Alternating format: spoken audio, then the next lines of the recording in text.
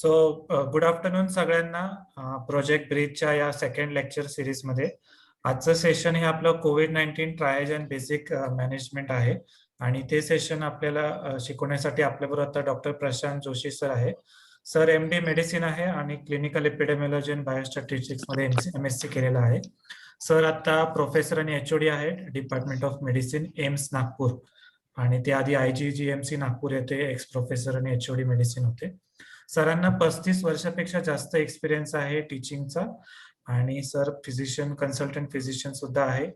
सरांचे 182 पेक्षा जास्त research paper publish झाले आहेत इंटरनॅशनल जर्नल्स मध्ये, आणि त्यांना वेगवेगळे अवॉर्ड्स पण मिळाले आहेत, जसं रॉकफेलर फाउंडेशन फेलोशिप. सरांनी WHO मध्ये सुद्धा काम केलं आहे आणि गव्हर्नमेंट ऑफ इंडियाला सुद्धा कन्सल्टन्सी दिली आहे. सरांचे काही रिसर्च प्रोजेक्ट पण सध्या चालू आहे, आणि आम्हाला खूप आनंद होतो सर की तुम्ही आमच्या लेक्चर सिरीज साठी आलात, आणि तुमचे एक्सपर्टीज आणि एक्सपिरियन्समुळे स्टाफला नक्कीच फायदा होईल. हे सेशन आपण रेकॉर्ड करतोय. हे सेशन युट्यूबवर अवेलेबल होईल. मी लिंक शेअर करेल.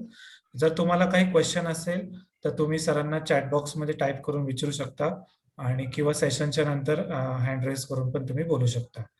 जर तुम्ही बोलत नसाल तर म्यूटवर ठेवा, आणि हे सेशन चांगल्या प्रकारे लक्ष देऊन ऐका, आणि काही नोट्स असेल तर तुमच्याकडे लिहून घ्या. PPT पण आपण नंतर शेअर करू. Thank you sir. Over to you Joshi sir. Thank you, Akash. Thank you for giving this opportunity इथे to interact with all of you. I'll go to slideshow. Yeah. So I am खूप basic COVID-19 बद्दल मी management आणि triage बद्दल सांगणार आहे. I'll speak basically in English, but तुम्हाला काही प्रश्न असतील तर मी मराठीमध्ये त्याचं उत्तर देऊ शकेन. This COVID-19 is basically now we are in the second year, and second wave is now on the decline, and it has been very devastating last year with a lot of lockdowns and other things. The second wave particularly we started from March and has now on the decline. In the second wave we found that it is the rural population was more affected, because in the first wave, which was in last year, the urban population was more affected. And in the second wave, we also found a lot of young people who were affected.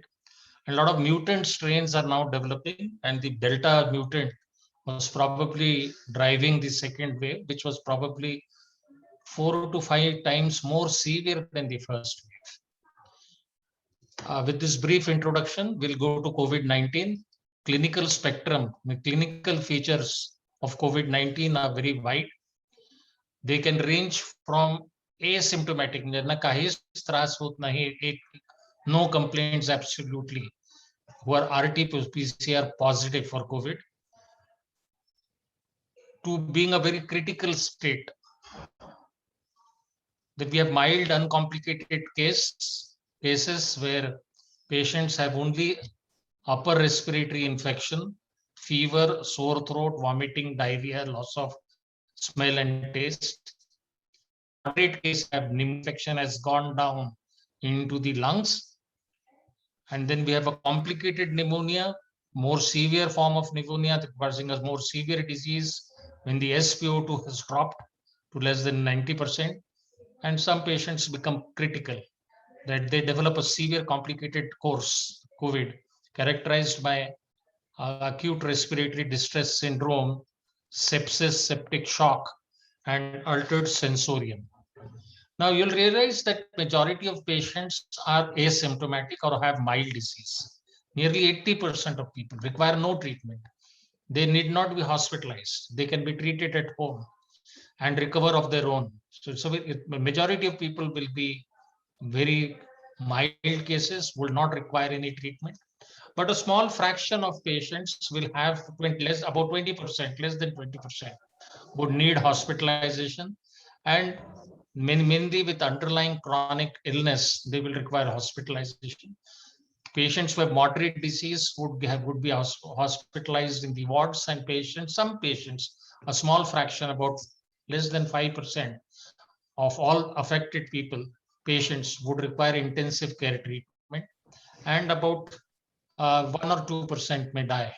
So it's a wide spectrum, and generally there is a high risk group where the disease tends to be more severe, and patients are more susceptible to develop a very severe disease and can die. Now, what are these high risk groups? We have elderly people more than 60 years and those who have other conditions. Janna diabetes, high blood pressure, disease, lung problems like COPD, asthma, cancer, immunosuppressed state like HIV, chronic liver kidney disease are at a higher risk of developing serious illness and are at a higher risk of dying. Now, if you look at the disease course of COVID-19, in the first week, about say 1 or 2 days prior to the onset of symptoms, that is called pre-symptomatic phase, patients are symptomatic. Because the incubation period is about 5 days, and about 1 to 2 days prior to the onset, the patients become infective, and that is the problem. Asymptomatic people also can spread infection, and the viral replication basically occurs in the first week. That is the first phase. The virus replication occurs, and after first week or after 10 days, that is totally stopped. After about first week, in 7th or 8th day, the host inflammatory response occurs, and some patients may develop a hyper inflammation phase, which is called a cytokine storm, which can be very dangerous in some patients. And if you look at the pathophysiology, how it occurs, there is an inflammation, and basically it is a prothrombotic and a pro-inflammatory state. It is a prothrombotic, that means thrombosis can occur, and it is a pro-inflammatory state. A lot of inflammation and inflammatory markers are elevated, and we'll come to that later on. So clinical features are of patients who have COVID, that majority of patients are either asymptomatic or have very mild symptoms, but fever can occur, dry cough, fatigue, sputum production, shortness of breath, sore throat, headache, myalgia, chills, nausea, vomiting. New onset of change of loss of smell and loss of taste sensations are considered very peculiar to COVID infection. Some patients can develop gastrointestinal symptoms and can present with gastrointestinal symptoms like diarrhea and vomiting and loose motions. Some patients can have conjunctival congestion, and some patients, of course, can go into more severe form of pneumonia and can develop ARDS. Now, there is a condition called SARI, severe acute respiratory illness. Now, when a patient presents to you with fever, which is more than 100.4 degrees Fahrenheit or 38 degrees centigrade, has associated respiratory symptomatology like cough and shortness of breath, and who require hospitalization, these are the criteria for diagnosing severe acute respiratory illness. Now, these patients may be cases of COVID, and they need to be isolated. Basically, triage area, every hospital has a triage area, and should have a triage area when patients who present with COVID-like symptoms should be triaged and should be seen immediately, isolated, and they should be, this is one for the, basically, depending on severity of the patient, these patients who are severe, who are seriously ill, should be basically directly admitted to an intensive care unit where patients, we have to see for A, B, C, D. A stands for airway and breathing, C is circulation and disability, and vitals needs to be checked. And depending on severity of the patient, the patients can either be advised home isolation or admitted to a COVID care center or to a dedicated COVID health center or to a dedicated COVID hospital or hospital. And we'll come to this later on, how to stratify patients who have COVID-like symptoms. The diagnosis, of course, of COVID is made by doing the RT-PCR, and the reports of which are usually available in about 7 to 8 hours. We may also do the rapid antigen test.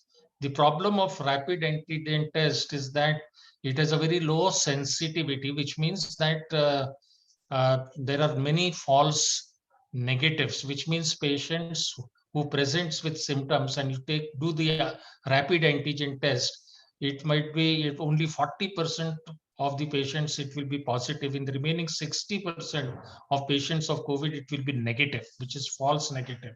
So if a patient is symptomatic and rapid antigen test is negative, then we need to repeat RT-PCR. But if a patient has a positive rapid antigen test, then the patient diagnosis of COVID is made and patients are admitted in the COVID setup, COVID wards. So, but this rapid antigen test advantage is that the report is available within about 4 to 5, about 15 minutes. So it's a very rapid. We can know immediately whether this patient is, and if it is negative and the patient is having no symptoms, then of course we can say this patient is true negative. So if a patient has been diagnosed as COVID, has those symptoms of COVID or maybe asymptomatic, and they can be categorized according to severity into mild, moderate, and severe disease.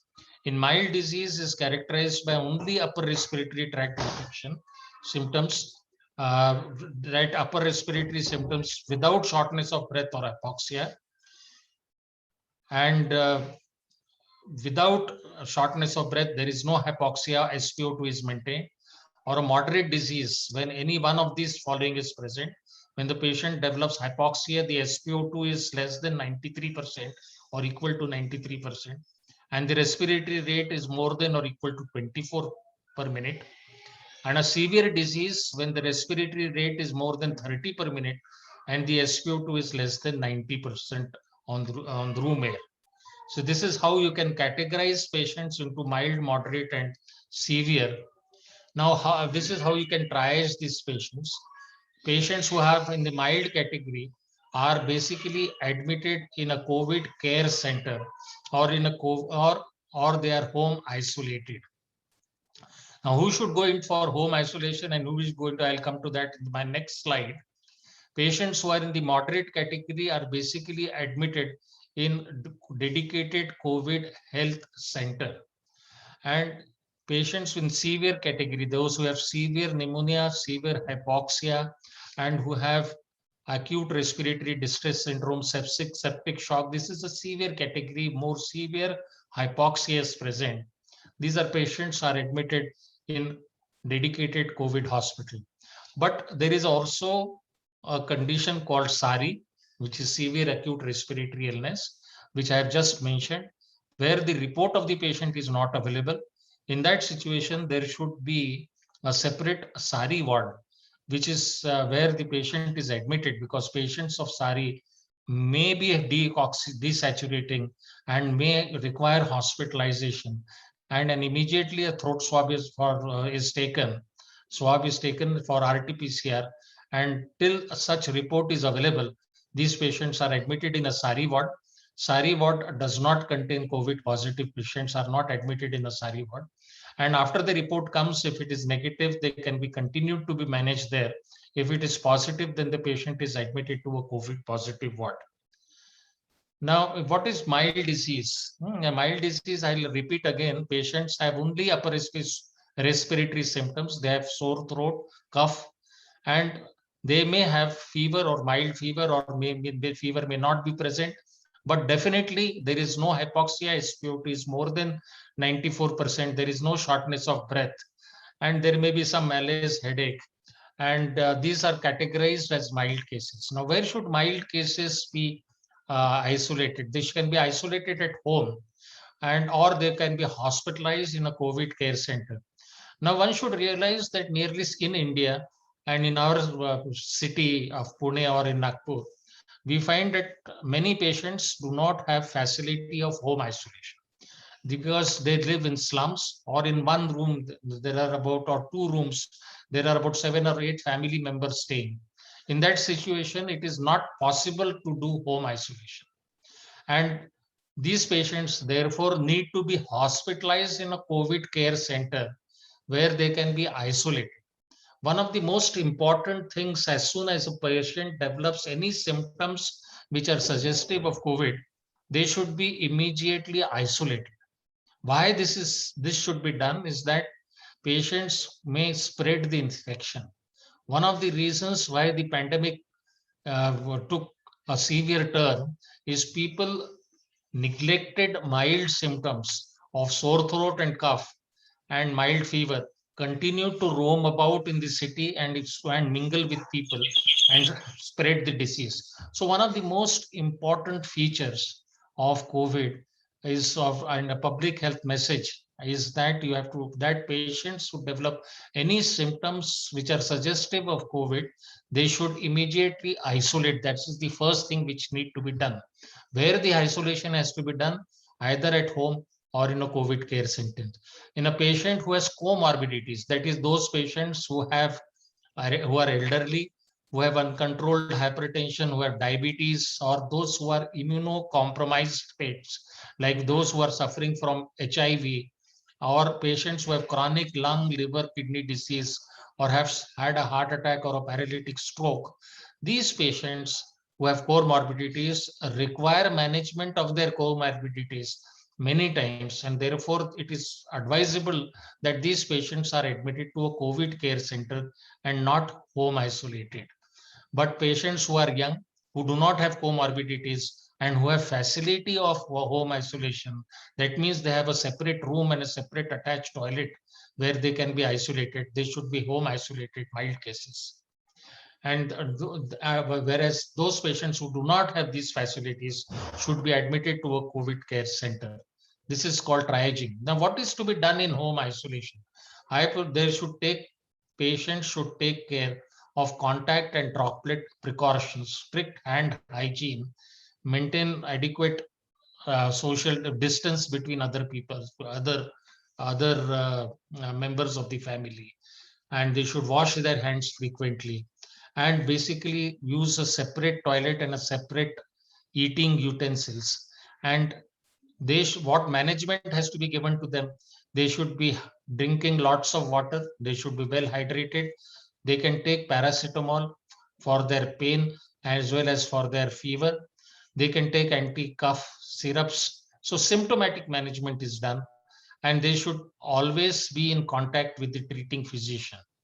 Another thing which they should do in home isolation is that they should do what is known as the 6-minute walk test. They should monitor their SpO2 with the help of a pulse oximeter. All of them should procure a pulse oximeter. They should also monitor their temperature, their pulse, respiration, and SpO2 monitoring is very, very important. And while monitoring the SpO2, it is important that the SpO2 should be more than 94%. And if it falls below 94%, they should immediately seek medical help and get hospitalized. And they should be doing what is known as the 6-minute walk test, which is a way of unmasking hypoxia. When a person, what is done in this 6-minute walk test is that the person is asked to walk in the room at a normal pace for about 6 minutes, continuously monitoring the SpO2 with the pulse oximeter. And if there is a drop of pulse oximeter of SpO2 below 94%, then that is a positive 6-minute walk test, and this patient should ideally be hospitalized immediately, because these are patients who can deteriorate and will require oxygen in future, and therefore they are better monitored and managed in the hospital.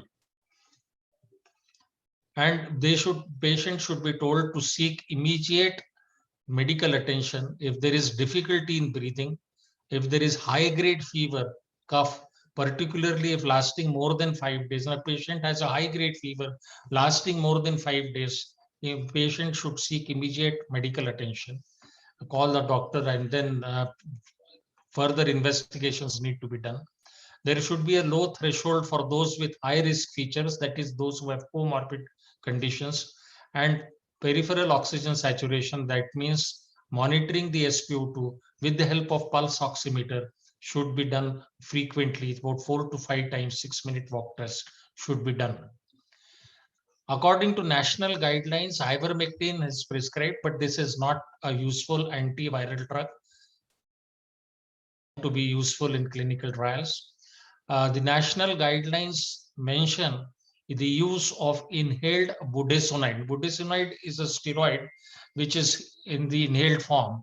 It is given by metered dose inhaler or a dry powder inhaler at a dose of 800 micrograms twice a day. 400 micrograms का एक actuation में आता है, and that can be given 2 puffs given twice a day for 5 to 7 times. And this is reserved for patients who have mild symptoms, but if the symptoms persist beyond 5 days of the disease onset.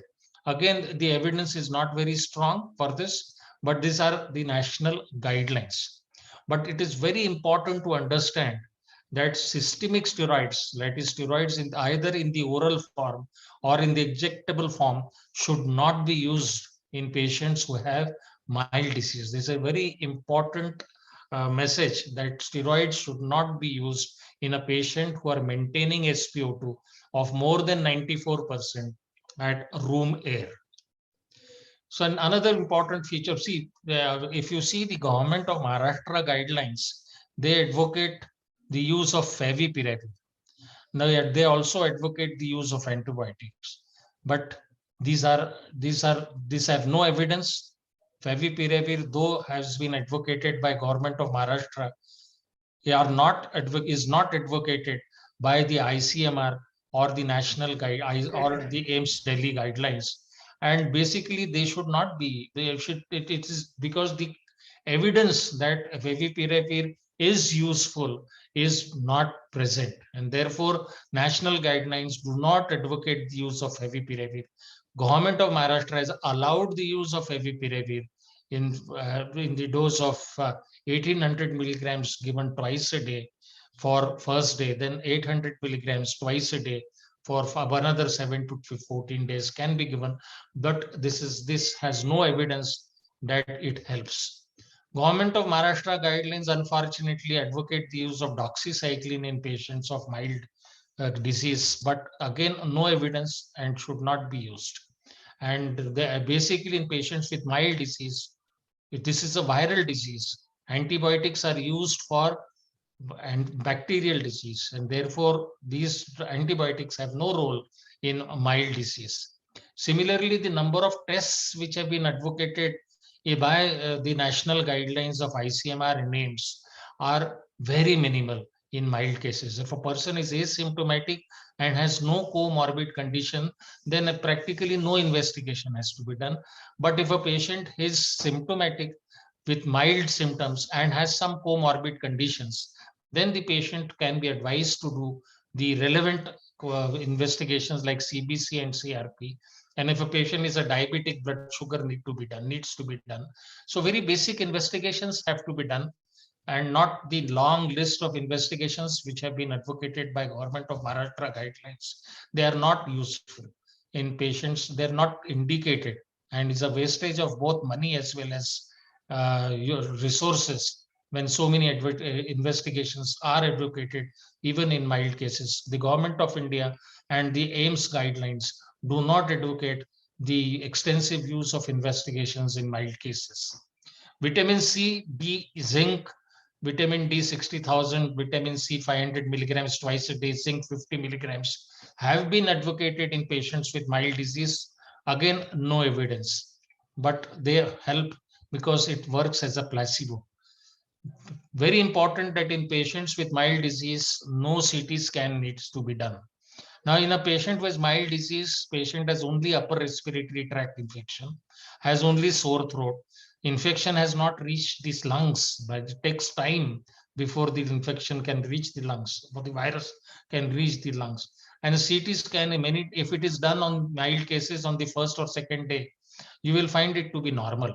And that creates a false sense of security in the patient that his CT scan is normal, he has only mild disease, and therefore he is safe and he will not develop serious illness. This is incorrect, because in mild cases it is expected that CT scan is normal.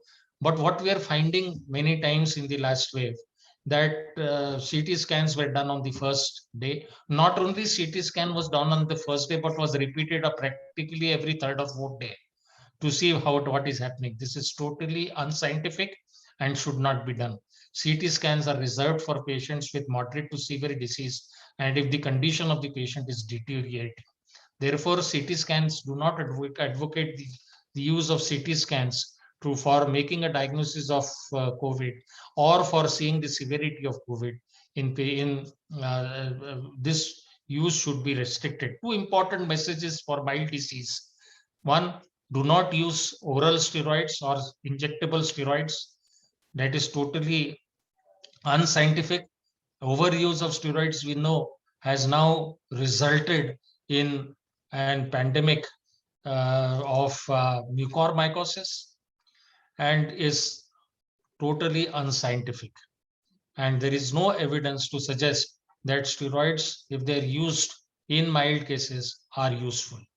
Steroids are reserved for patients who are hypoxic, who becomes SpO2 becomes less than 94%. So this is the treatment of mild cases. Now, certain instructions needs to be given for home quarantine, that patient should stay in a well-ventilated room, and that means the windows open and ventilation should be good. There should be attached and a separate toilet. Patient should restrict his movement within the room and within the house. In shared spaces, if he's sharing with other people, at least a distance of 2 meters, wearing a medical mask should be maintained. Special care should be taken for people who are elderly, pregnant women and children, and these patients should be away from these people. Patient should wash his hands frequently. He should eat separately, avoid sharing household items and other items like dishes, drinking glasses, cups, eating utensils, beddings with other people. And mask, and if symptoms develop, he should report immediately. He should be in contact with a doctor telephonically. Now, moderate disease is when a person becomes hypoxic, when the SpO2 becomes less than 93% or equal to 93% on room air, or if the respiratory distress is there, patient has shortness of breath and his respiratory rate is more than 24 per minute, that is a moderate disease. In this situation, the patient should not be managed at home, should not be managed in a COVID care setup. They should be admitted in the hospital, either in the COVID health center and in the ward, and immediately as soon as oxygen drops, oxygen should be given. Oxygen is a drug which should be started immediately as soon as it becomes less than 93%.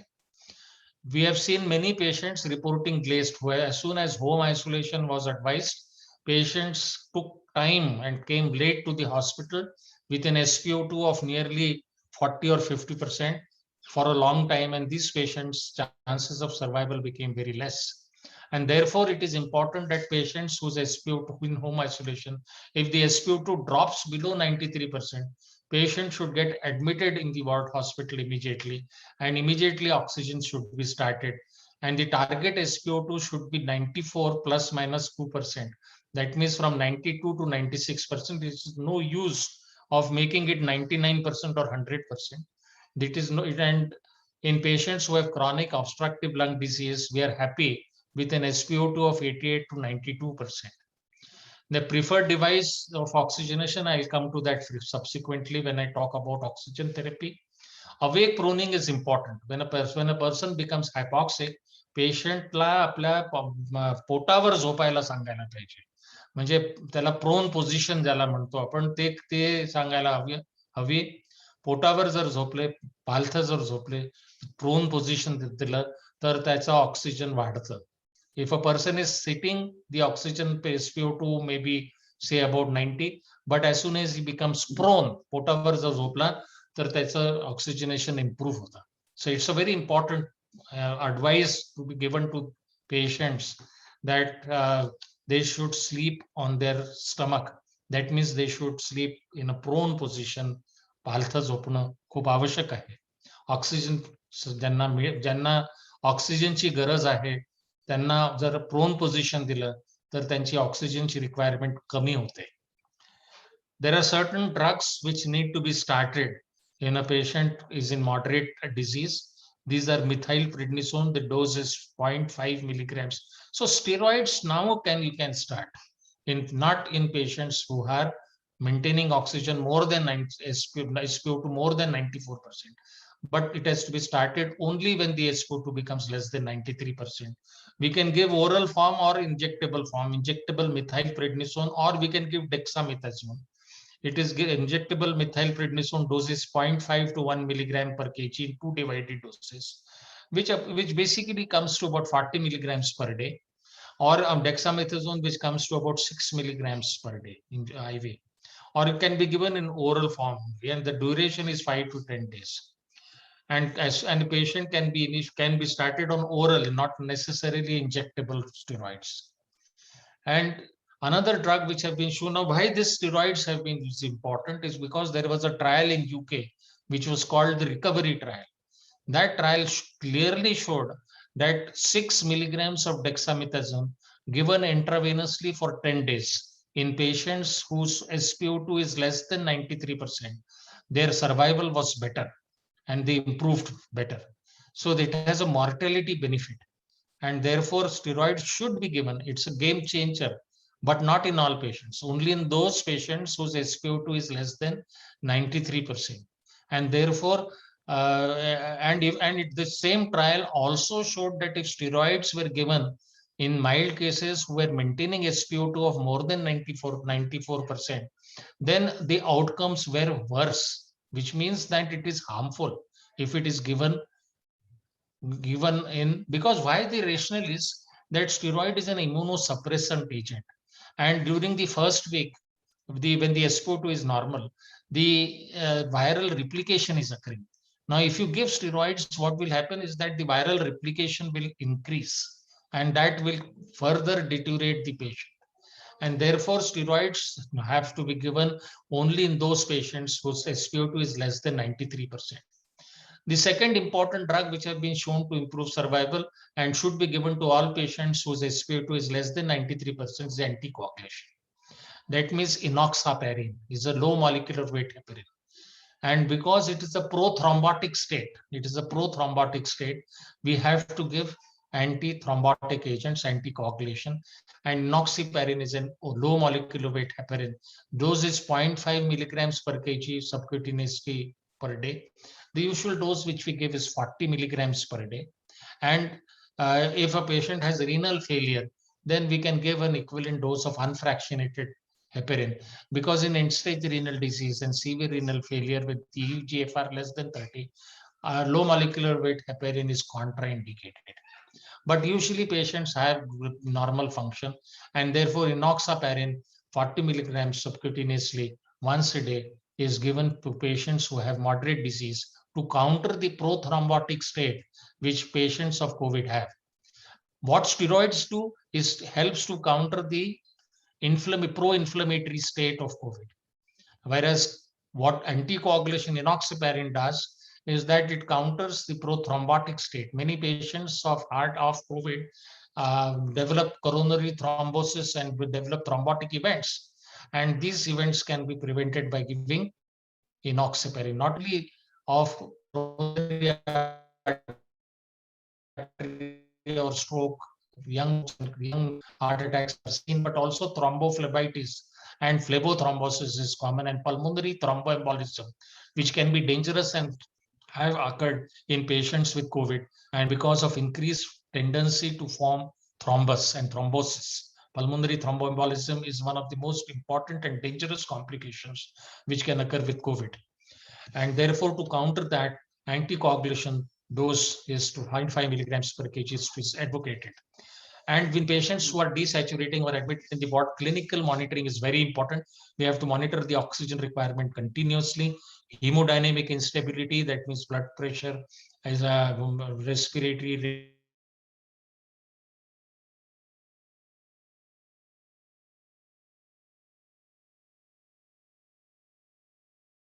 who are worsening. Remember, HCRT, that means high resolution CT scan, is not advocated in mild cases. They are only advocated in moderate cases who are deteriorating. Lab monitoring should be done in patients with moderate disease, CRP and D-dimer every 48 to 72 hours. Then complete blood count, KFT, LFT should be done every 24 to 48 hours. Now, IL-6 levels, I find people doing it even in mild cases, should not be done in mild cases, should be done in moderate cases, only if the moderate cases are deteriorating. You know, this is an expensive test. IL-6 is a expensive test. What CRP is basically is an inflammatory marker. It will get elevated in patients who have inflammation. And because COVID is a pro-inflammatory state, this will give you a fairly good idea of how severe the disease is. And what D-dimer is basically it's a it increases in patients who have thrombosis, and therefore D-dimer levels will tell you a prothrombotic state, whereas CRP will give you an idea of the pro-inflammatory state. And therefore these should be done more frequently. And also we need to do CBC. Why we want to do the complete blood count is that we need to look at what is known as the neutrophil lymphocyte ratio. If it is more than 3.15, then it is a poor prognostic indicator. This COVID pneumonia is characterized by lymphopenia. That means the lymphocytes are less, and neutrophil by lymphocyte ratio is therefore an important prognostic marker in COVID-19. Liver function test, liver and kidney function test can be done every 24 to 48 hourly in patients who have moderate disease.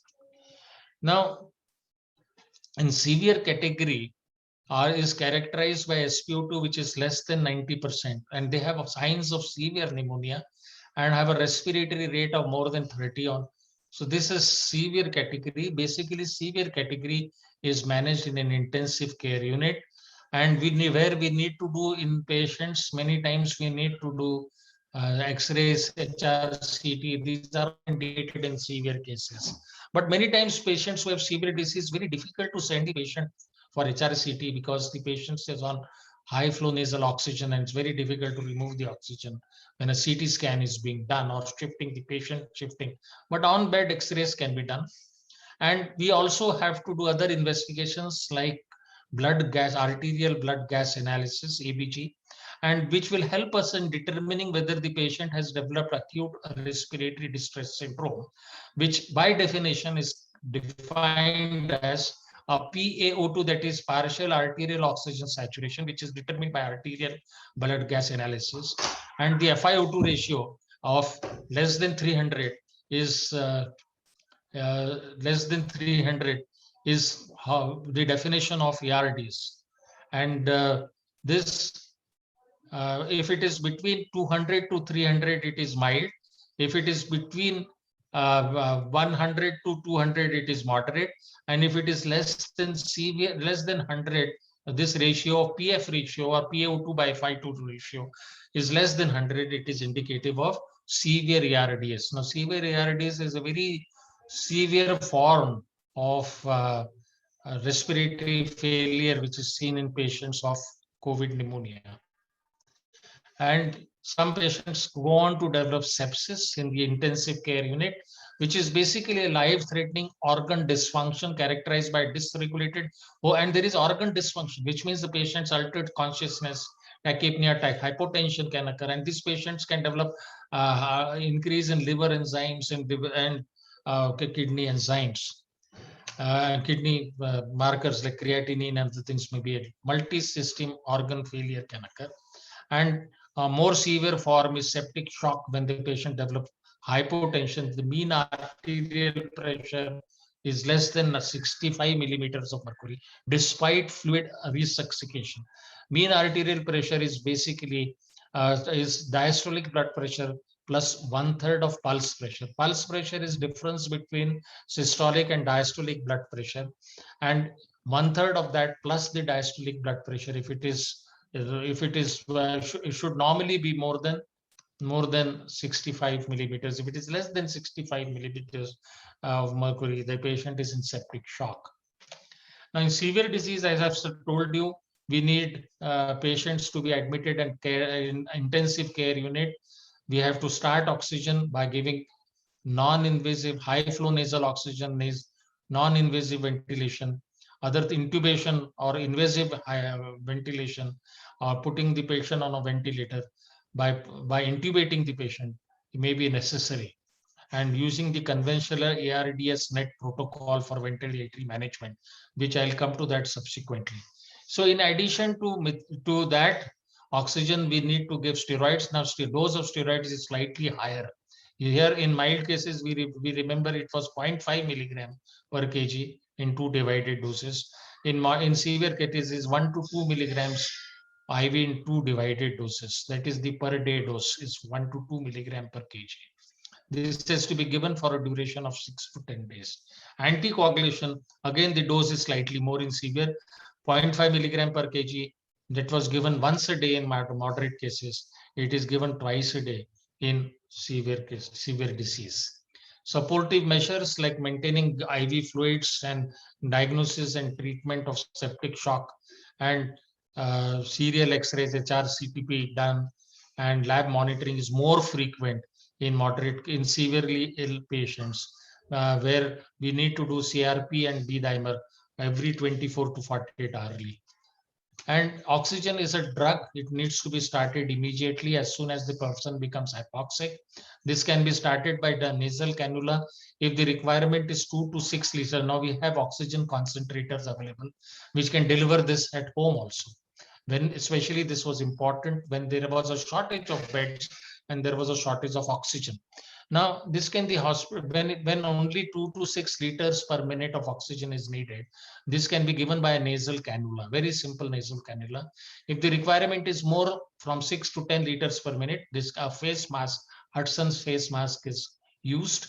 And if the requirement is more, still if the patient is desaturating with that and the requirement is more, about say 10 to 15 liters, then a non-rebreathing mask or a bag and mask जिसको बोलते हैं, वो use कर सकते हैं. And target, and then we can use non-invasive ventilation. DiPipe is a form of a non-invasive ventilation, or a high flow nasal cannula can be used for delivering high flow oxygen from 20 to 60 liters per minute can be delivered by high flow nasal cannula. The advantage of high flow nasal cannula, such high flow oxygen can be given through just 2 tubes introduced on the in the nose, and it is very comfortable for the patient. If you use a non-invasive ventilator and using BiPAP and these things, the mask is very uncomfortable to the patient, and that can lead to some ulcerations of the cheek, and which is very uncomfortable. Patient tends to remove it and throw it away because it's very uncomfortable, because it's painful also. And for that reason, high flow nasal cannula is useful. But then high flow nasal cannula became problematic when there was a shortage of oxygen in the last wave. But this is more comfortable for the patient, and this patient should be made prone. If they're made prone, they're asked to sleep on their chest and on their stomach, then their oxygenation improves and their oxygen requirement decreases. And then there is an invasive ventilator. So there is oxygen is very important. Timely oxygen therapy has saved lives. For ARDS protocol, this is very technical. I will not go into these details of how much the PEEP, but the basic thing is that the tidal volume should be low, and it should be about 5 ml per kg, and PEEP, that is peak expiratory and expiratory pressure, should be more. These are the two important features of ventilation, invasive ventilation in patients of ARDS. One is tidal volume should be less, low tidal volume, and high PEEP are two important features which should be given in patients who have ARDS. And then pruning, as I've showed, is very important. And for maintaining of shock, we can give fluid resuscitation, 30 ml of isotonic crystalloid. Crystalloids means normal saline or Ringer's lactate. 30 ml per kg is given in first 3 hours. And if the patient is not responding to that, vasopressors need to be given. And we need to maintain a mean arterial pressure of more than 65 millimeters of mercury. So this is about the management of and triage of that. But if you look at the government of Maharashtra guidelines, and since Pune and we are living in Maharashtra, they have used a slightly different clinical staging system. In the mild stage 1, we have group A, which is asymptomatic, group B, which is symptomatic without comorbidity, and then group C is symptomatic with comorbidity, and then stage 2 is group D with moderate pneumonia with no hypoxia, and this is this is with hypoxia. Group E is with moderate stage 2 pneumonia with hypoxia is stage 2B. Stage 3 is when a patient has severe pneumonia, ARDS, sepsis, and septic shock. So this is the staging which has been advocated by the task force of government of Maharashtra. They advocated a lot of tests to be done, but according to a lot of discussions which we had with AIIMS and Delhi and with ICMR, they advocated that so many tests are not needed in symptomatic patients, and so this is about the investigations I've already told. Use of CT scan should be restricted in patients who have moderate disease, should not be done on the early first or 2 to 3-4 days, should be restricted in patients who have moderate disease, who are deteriorating, and CBC can be done. And also we should not use steroids in the mild cases. Chest X-ray is very important, simple test. Characteristic feature of an X-ray chest, the shadow, there is a pneumonia which is more on the lateral part and more at the basis. Lateral, this is called a reverse Batwing appearance. But pneumonia which is seen with COVID pneumonia is basically seen in lateral and the basal part. There are other clinical features of X-ray. I will not go into those details. The cause of death in patients who have COVID is either because of cytokine storm, which occurs on the 7th or 8th day, and where multi-organ dysfunction, sepsis, and develops, and in the lungs, patients can develop ARDS, septic shocks can occur, and fulminated myocarditis also is responsible for sudden deaths, and also because of its pro-inflammatory thrombotic state, cardiovascular events can also occur. But majority of deaths of patients who come to us, if the patient comes to us late, then they die because of hypoxia and other things. When the SpO2 says only 50% on admission, then these patients are difficult to salvage. And but if the patient has presented early, is elderly and has comorbidities, these are responsible for many deaths. The patients don't die because of COVID, but they die because they have comorbidities associated. So they die because of, say, so diabetes remains uncontrolled, and they develop diabetic ketoacidosis and other problems, or they have heart problems, and these heart problems get aggravated because of COVID, and they die because of these comorbidities. So patients who present late, who are in home isolation, do not present to the hospital early, and their SpO2 is very low, they die usually in the first week, first 24 hours of hospitalization. But sudden deaths have occurred in COVID because of thrombotic events, or also because of acute myocarditis or pulmonary thromboembolism. So this virus kills not directly because of human immune hyperinflammation. Giving and your treatment is decided by monitoring clinical and biochemical inflammatory markers, and we need to give the right drug at the right time. There are a list of few medicines which have been advocated in severe disease. Now these diseases, these drugs, antiviral drugs, which have been advocated, is the use of remdesivir. Now, as you know, in the last pandemic, in the few days back, last month, there was a lot of shortage and misuse of remdesivir. Now, remdesivir, as per guidelines, used to be considered only in patients who are desaturating, whose SpO2 is less than 93% or less than 94%. They are to be used only in moderate cases. They should not be used in mild cases. They should be used. It should be used only in moderate cases or severe disease who require supplemental oxygen, and within 10 days of onset of symptoms. Because after 10 days, the patients already the viral replication has stopped, and it is useless to give an antiviral drug after 10 days. And also certain important features that they should not have any renal or hepatic dysfunction. By renal impairment, it means the eGFR should not be less than 30 ml per minute per square meter, or if the patient's AST and ALT should not be more than 5 times. If these are present, we should not give remdesivir. And remdesivir should not be given in home at home. It should be given only in hospitalized patients with moderate disease who are requiring supplemental oxygen, whose SpO2 is less than 94% on the room air. And the recommended dose is 200 milligrams to be given IV on the first day, followed by 100 milligrams for the next 4 days. Now, tocilizumab has been used in severe cases.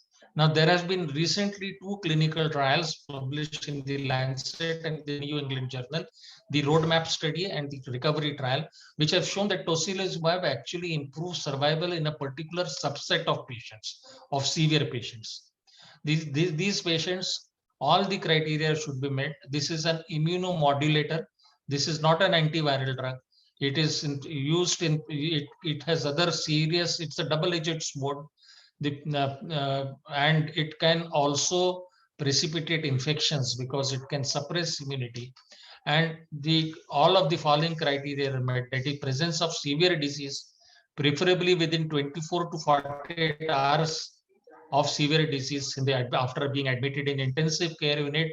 One should see whether the patient is eligible to receive tocilizumab in the intensive care unit. So remdesivir can be given in the wards, but tocilizumab should be given in an intensive care unit who has a very high inflammatory markers. Their CRP and IL-6 are very high, and the patient is not improving despite an anti-inflammatory drug like steroids. And there should be no active bacterial, fungal, and tubercular infection. This is very important because it's an immunomodulator, and it is an IL-6 inhibitor, and it decreases immunity and makes the person susceptible to various bacterial, fungal, and infections. And therefore, this needs to be ruled out, and therefore we do usually procalcitonin if that is an indicator of bacterial infection, secondary bacterial infection. And if procalcitonin is normal only, and if the TLC and other things are normal, only then we give tocilizumab in patients who have raised CRP and is requiring increasing doses of oxygen. It is an IL-6. It's a monoclonal antibody which is a IL-6 receptor blocker, and it is recommended dose is about 400 milligrams typically, and this maximum dose is 800 milligrams, but usually we don't exceed 400 milligrams. Now this has, because of these trials, this can be used. Convalescent plasma I will not discuss because this is now taken off from all guidelines of Government of India. Remdesivir, I have told you, duration should be less than 10 days. Pneumonia should be present. Patient should have hypoxia. And convalescent plasma is out. I have discussed tocilizumab, but I'll also discuss these 2 trials which have been recently published in New England Journal called the REMAP study, which shows that patients who are on non-invasive ventilation or mechanical ventilation and or high flow nasal oxygen with a flow of more than receiving oxygen at the rate of 30 liters per minute with a fraction of inspired oxygen of nearly 40%. In this subset of patients, severe patients, when given tocilizumab, it saved lives. So it has mortality benefits in this subgroup. And another trial, the recovery trial published in the Lancet, we showed that patients with hypoxia less than 92% and the CRP more than 25%, in patients who are admitted in intensive care unit with severe disease, when given tocilizumab, it has been shown to improve survival. So tocilizumab does benefit patients in a particular subset of patients, select patients who are severe cases. Cytokine storm is one of the most important features of COVID-19, which can kill patients. And these are indications of intubation, and I'll not go into these details. And with this, I think there are certain revised criteria for discharge.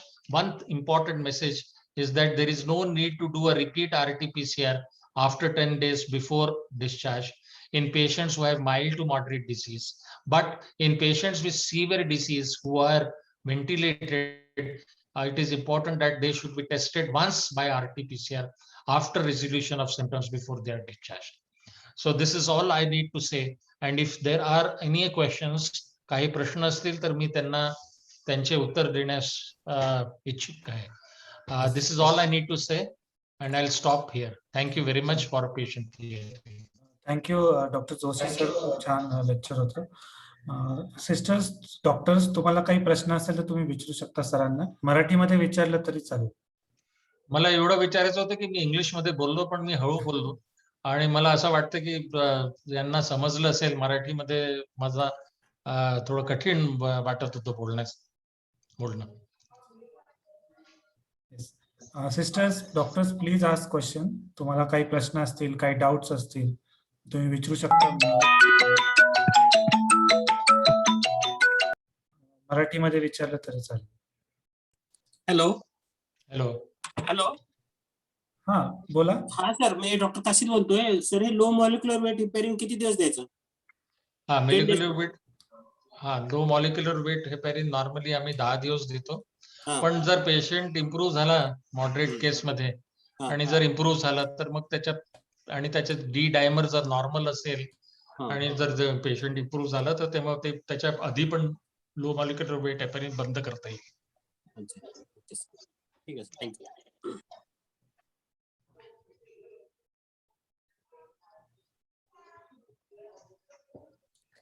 अजून कोणाला काही प्रश्न? Sisters, doctors?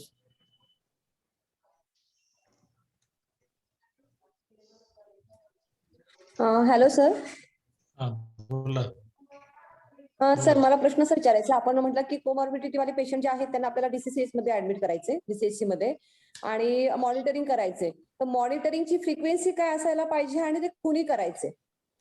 हा, ते आता हे जे comorbid patients आहेत त्यांना diabetes आहे, जर माइल्ड डायबिटीज वेल कंट्रोल्ड आहे, हायपरटेन्शन वेल कंट्रोल्ड आहे, तर आणि त्यांच्या घरी जर होम आयसोलेशनची फॅसिलिटी असेल तर त्यांना होम आयसोलेट ही करता येईल. पण ते कोणी पाहून ते सर्टिफाय करायला पाहिजे की he can be home isolated. पण जर पेशंटचे ब्लड शुगर वाढलेलं असेल, अनकंट्रोल्ड असेल आणि patient has no facility for home isolation, अशा पेशंट्सला आपण कोविड केअर सेंटर मध्ये ऍडमिट करून त्यांचा एका फिजिशियनला दाखवून हे जे ब्लड शुगर कंट्रोल राहणं खूप इम्पॉर्टंट आहे. It is important that blood sugar and blood pressure and treatment of heart problems which are continuing, that should be continued and monitored by a physician. Depending on the condition severity, frequency will depend. Frequency म्हणजे जर पेशंटला खूप blood sugar जास्ती वाढलेलं असेल तर सकाळ संध्याकाळ भेट घेणं जरुरी आहे. पण जर पेशंटला ब्लड शुगर कंट्रोल मध्ये असेल आणि बाकी दुसरे जास्ती सिव्हिअर प्रॉब्लेम्स नसतील तर once a day visit is sufficient. पण पेशंटनी स्वतः होम कोविड केअर सेंटर आणि होम आयसोलेशन मध्ये पण स्वतः SpO2 मॉनिटरिंग करणं आवश्यक आहे. आणि not only home home, but also monitoring the temperature, pulse, and other things also. Yes, sir. RR is also important, na, sir. But in Yes, most of the BCSC and CCC, na, they are only focusing on the SpO2. SpO2 is the very late sign, na. आता काय की respiratory rate जेव्हा वाढतं तेव्हा respiratory rate जेव्हा वाढतं तर पेशंटला सिम्पटम्स येतात, complaints of shortness of breath, दम लागल्यासारखं वाटतं त्याला. तर त्यामुळे हे respiratory rate measurement is slightly difficult, but should be done basically. But patients usually will complain of some shortness of breath or chest tightness. when they become hypoxic or when they become when the respiratory rate would increase. But it's important that that someone should monitor the respiratory rate, pulse, temperature, and SpO2 and blood pressure. These are 5 things which need to be monitored. This can be monitored by paramedical staff as well, thank you sir. or by the patient himself. Hello sir. Yes. हा sir, मी sorry परत विचारतो. Doctor Kashid बोलतोय. Sir, हे आपण हे देतो, steroid देतो, लो molecular steroid दिल्यानंतर maximum किती 10 दिवस द्यायचे स्टेरॉइड. आणि दुसरं म्हणजे सर, याच्यामध्ये डेक्झा प्रिफर करावं की मेथिलप्रेडनिसोन, याच्यामध्ये कोणत्याच रिझल्ट चांगले असं काही आहे की सर? काही फरक नाही दोघांमध्ये. कोणतंही काही जे फरक तुम्हाला आवडत असेल ते वापरू शकता तुम्ही. आणि सर दुसरं म्हणजे हे आपण इक्वस्पिरिन द्यायचं का लो मॉलिक्युलर हेटिपेरिन हे झाल्यानंतर, आपला डोस कंप्लीट झाल्यानंतर डिस्चार्जच्या वेळेस मेडिसिन काय ऍडवाइस करायची असं? नाही, इकोस्प्रिनची काही आवश्यकता नाही. काही नाही ना सर? नाही, गाईडलाईन्स प्रमाणे डिस्चार्ज झाल्यावर इकोस्प्रिनची आवश्यकता नाही. इकोस्प्रिन जर पेशंटला हार्टचा प्रॉब्लेम असेल आणि जर ऑलरेडी तो इकोस्प्रिन घेत असेल तर इकोस्प्रिन देणं आवश्यक आहे. पण जर हार्टचा प्रॉब्लेम नसेल आणि फक्त कोविड झाल्यामुळे इकोस्प्रिन डिस्चार्ज वरती देण्याची काही आवश्यकता नाही. Okay sir, thank you sir. Sir, एक क्वेश्चन आहे डॉक्टर खान यांचा. When CRP and D-dimer is expected to come to normal after completing the treatment? Patient जर इम्प्रूव्ह झाला तर CRP आणि D-dimer नॉर्मल येतो. आणि सिम्पटम्स जर नसतील तर पेशंटचे D-dimer नॉर्मल येतात. काही पेशंटचे D-dimer आणि CRP बरेच दिवस एलिव्हेटेड राहतात. Hello, sir. I'm Dr. Khan speaking. Actually, I've seen 2-3 patients who had persistent CRP and D-dimer in spite of becoming asymptomatic. Yes. And it persisted almost for 2 to 3 months. Yes. And should we treat that, or if the patient is asymptomatic, should we no, just follow up? Just follow. These patients need not be treated specifically, but of course would require follow-up and monitoring and visits. But CRP is an indicator of inflammation, and it's not necessary that there is no drug which can decrease it. We can give steroids to decrease CRP levels, but steroids should not be given if the patient's oxygen requirement, and there is no evidence that steroids given more than 10 days is useful. So you should not treat CRP or elevated D-dimer if the patient is totally asymptomatic. Okay, thanks. Sir, एक question आहे doctor वर्षा पाटील यांचा. What and when is the role of antifibrotic agents like nintedanib? Antifibrotic drugs, but there is no good guidelines regarding antifibrotic drugs. Normally, it has been seen that fibrosis may occur in patients who may develop shadows which are suggestive of fibrosis on the CT scan, which can appear as early as 3 weeks after the onset of illness. And these patients may be started on antifibrotics like pirfenidone. And but it has been found also that after 3 months, the shadows which were seen on CT scan, they disappear by themselves without antifibrotics. So there are no good clinical randomized control trials to suggest the use of antifibrotics as a routine in patients who have moderate to severe pneumonia.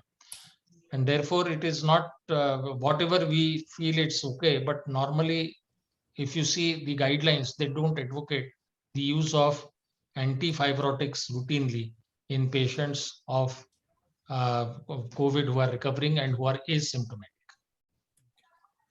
Sir, there is one request from Suchitra Palme to talk about a reinfection.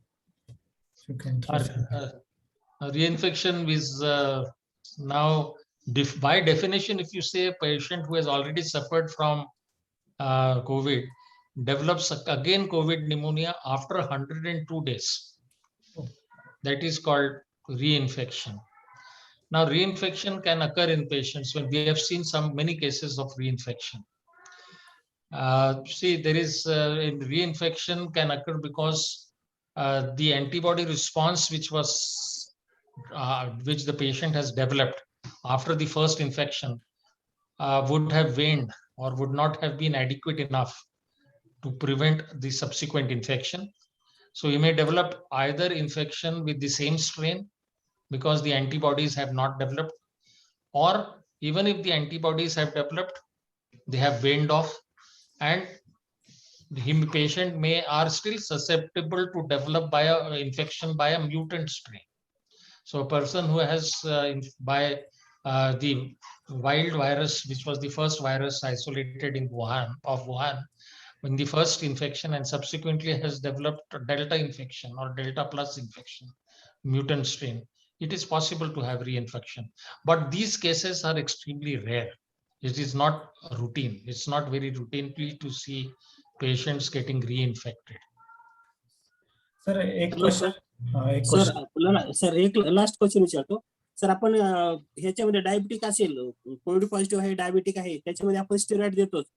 Steroid दिल्यानंतर लो molecular weight करायला steroid दिलं, पण त्याच्यानंतर समजा हे जर केलं 10 दिवस दिलं आपण कोणतं स्टेरॉइड दिलं, त्यानंतर त्याला सर टॅपरिंग डोस करायची गरज पडेल का नाही. स्टेरॉइडला?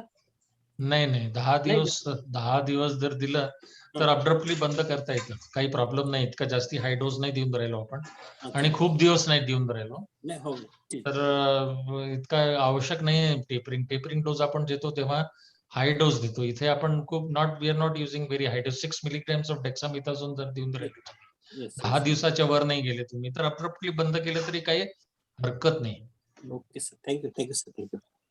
सर एक क्वेश्चन मला होता की तुम्ही सांगितलं की होम आयसोलेशन मध्ये मेडिकल मास्क वापरायचं पेशंटनी, पण जेव्हा पेशंट डॉक्टरला दाखवायला जातो किंवा इन्व्हेस्टिगेशन साठी जातो तेव्हा पण त्यांनी मेडिकल मास्क वापरावे का N95 मास्क वापरावे? डेफिनेटली N95 मास्क वापरायला पाहिजे त्यांनी. डॉक्टरला जातो तेव्हा तर, म्हणजे जर घराच्या बाहेर गेला तर definitely you should maintain safe distance. गर्दीच्या ठिकाणी नाही जायला पाहिजे, आणि डॉक्टरकडे जर जात असेल तर डेफिनेटली N95 मास्क घालणं अति आवश्यक. माझा एक प्रश्न आहे, ट्रीटमेंट प्रोटोकॉल जे आहे ते गव्हर्नमेंट आणि प्रायव्हेट जे हॉस्पिटल आहेत त्यांच्यासाठी सेम आहेत का? Yes there is no difference. How can it be different? तर मला असं का वाटतं की प्रायव्हेट मध्ये वेगळी गाईडलाईन्स पाहिजे आणि गव्हर्नमेंट मध्ये नाही सर, नसायलाच पाहिजे सर, पण ऍक्च्युअल पिक्चर तसं आहे. त्याच्यावरती मॉनिटरिंग नाहीये ना, ते मॉनिटरिंग कसं करणार आपण की ते सेम गाईडलाईन्स किंवा प्रोटोकॉल फॉलो करतायत? प्रोटोकॉल फॉलो करत नाही ती गोष्ट वेगळी आहे, पण guidelines and protocols are similar for both hospital in private sector और इन द गव्हर्नमेंट सेक्टर. कारण बरेच रिसर्च सेंटर आहेत ते मला वाटतं रिसर्च वरती फोकस करतात, त्यांना कोविड साठी रिसर्च करायचा आहे म्हणून, आणि प्रोटोकॉल्सला थोडीशी हे दिली जाते तिथे. तर मग ह्याचं मॉनिटरिंग व्हायला पाहिजे की नाही? नाही, असं नाही करता येत. जर असं करत असतील तर त्यांच्यावर कारवाई व्हायला पाहिजे. कशी करणार सर आपण? आपण नाही, गव्हर्नमेंट आपले ऍडमिनिस्ट्रेशन, डिस्ट्रिक्ट ऍडमिनिस्ट्रेशन आहे, म्हणजे ते कोणीतरी लक्षात आणून दिलं पाहिजे ना सर? कोणी लक्षात आणून दिलं तर. पण क्लिनिकल ट्रायल्स करून राहिले असं याचा अर्थ असा नाही की ते एक प्रोटोकॉल फॉलो करत नाहीत. Clinical trials can be done by following the protocol also, are usually done by following. In fact, clinical trial जिथे होतात तिथे प्रोटोकॉल जास्ती स्ट्रिक्टली अडेअर व्हायला होतो, कारण मॉनिटरिंग जास्ती असतं त्याच्यामध्ये. सर एक प्रश्न विचारायचा होता. ज्या कोविड पेशंट्सला रेमडेसिवीर मिळालेला आहे, CRP was quite high, they were in cytokine storm, अशा पेशंटला जर प्लॅन्ड सर्जरी आफ्टर कोविड करायची असेल तर after how many months they should go for some planned surgery? 6 weeks depends on the severity of the covid severe असेल तर मग 2-3 महिने थांबणं गरजेचं आहे. जर सिव्हिअर नसेल, माइल्ड असेल तर 6 आठवड्यांनी, आणि depends on the type of surgery जर अर्जंट असेल, मग ते अर्जंट असेल तर मग ते पोस्टपोन करता येत नाही. That is life saving, then we can't postpone it too much, we have to take that risk. पण नॉर्मली 3 महिने थांबायला पाहिजे जर इलेक्टिव्ह सर्जरी असेल तर. आणि मग सर तेव्हा डी-डायमर, CRP वगैरे सगळं पुन्हा करून सर्जरी करायला हवं का? म्हणजे जर CRP आधी एलिव्हेटेड असेल 3 महिने झाल्यावर काही 3 महिने झाल्यावर नॉर्मली सर्व रिपोर्ट्स नॉर्मल येतात. कोविड मध्ये जे वाढलेले होते असतात. Okay. There is a condition called Okay, sir. Long COVID. Long COVID म्हणजे post COVID Yes, sir. Syndrome ज्याला म्हणतो आपण. Post Yes, COVID sir. syndrome, but that is seen in small percentage of patients. Majority of patients by 3 months would recover completely. And so many patients recover after COVID, mild COVID also. They are complaining of about the severe myalgia, mostly in both lower limbs. So any specific treatment for that or just rest? Just they need just to be treated with rest and with mild painkillers like paracetamol, and they should basically be I mean, many patients have myalgia, many patients have insomnia, many patients have psychiatric problems, Yes, many sir. patients have got a loss of taste and loss of smell continue, and many patients have other problems, which are problems which can occur in a condition called long COVID. And these patients may have breathlessness, may have exertional breathlessness. Okay. Patients may have cough, may develop fever also sometimes. So these are some problems which can occur subsequent to recovery from COVID. And sir आणि तुम्ही म्हणालात की aspirin घ्यायची गरज नाही, पण it is seen that की till 3 months patient can have some thromboembolic phenomenon post COVID also. तर मग ऍस्पिरिन घ्यायला पाहिजे की नाही? ऍटलीस्ट डायबेटिक किंवा जे हाय रिस्क आहेत त्यांनी का काही गरजच नाहीये? किंवा असं नाही म्हणाला मी काय म्हणालो की ज्यांना इंडिकेटेड आहे ऍस्पिरिन त्यांनी ऍस्पिरिन घेणं जरुरी आहे, पण कोविड झाला म्हणून ऍस्पिरिन घेणं ह्याच्यात नाही सांगितलं पाहिजे. म्हणजे जर all patients who have where aspirin is indicated whether the patient had COVID or not should continue to take aspirin. Or patients who are diabetics, who have 2 risk factors additional and who are elderly should definitely be given aspirin. Even if they did not have COVID, they would have been prescribed aspirin. So because of that, and patients who have heart disease should take aspirin. So there is no question, but they are not giving aspirin because they had COVID. They are getting COVID because they were already indicated to have, they had that comorbid condition and that was indicated. So that has to be given in this patient. Okay, sir. Okay. Thank you, sir. Thank you very much. Thank you. Okay, any last question? कारण की आपण time संपलाय आपला. Sir माझा एकच प्रश्न शेवटचा. सरांनी न्यूट्रोफिल आणि लिम्फोसाइट रेशो बद्दल सरांनी बोललं, तर तो जेव्हा अर्ली स्टेजला आपल्या लक्षात येणार आहे तेव्हा आपण काय करायला पाहिजे? त्याच्यामध्ये काळजी घेणं जसं बाकी काही करता येत नाही आपल्याला. म्हणजे patient, there are no preventive drugs, there are no preventive measures, but we have to take care that we have identified a high risk group, that these patients can deteriorate, and if they deteriorate properly, they should be monitored very well in the early stages. CBC, if it shows a lymphocyte neutrophil lymphocyte ratio of more than 3.15, they are indicate a high risk, and patients who have other comorbidities, they are at higher risk of developing complications, and therefore they need to be closely monitored. Their SpO2 and other things monitoring should be much more stricter, and then if they should identify a place where they can get admitted if at all they deteriorate, and they should not delay in getting get themselves admitted, and monitoring should be more stricter. Yes. Thank you very much sir. तुम्ही आपले experiences आणि insight share केले. आपण हे session record केलंय त्यामुळे हे resource आपल्यावर नेहमी राहील. सगळ्या पार्टिसिपेंट्सला पण थँक्यू, त्यांनी अटेंड केलं. आता चॅटबॉक्समध्ये मी एक फीडबॅक लिंक पाठवली आहे. आजचं सेशन तुम्हाला कसं वाटलं त्याचा फीडबॅक नक्की द्या. आणि सर तुम्हाला आमच्या सर्वांतर्फे प्रोजेक्ट ब्रीथ आणि डिस्ट्रिक्ट हॉस्पिटल पुणे सर्व स्टाफ यांच्यातर्फे मी मनापासून थँक्यू म्हणतो की तुम्ही वेळात वेळ काढून हे आम्हाला गायडन्स दिलं आणि हे सेशन खूप छान प्रकारे घेतलं sir. Thank you sir. Thank you sir. Thank you very much. Thank you. I hope you found it useful. Thank you very much. Yes, definitely, sir. Thank you. Thank you very much. Thank you. Pleasure. Thank you very much.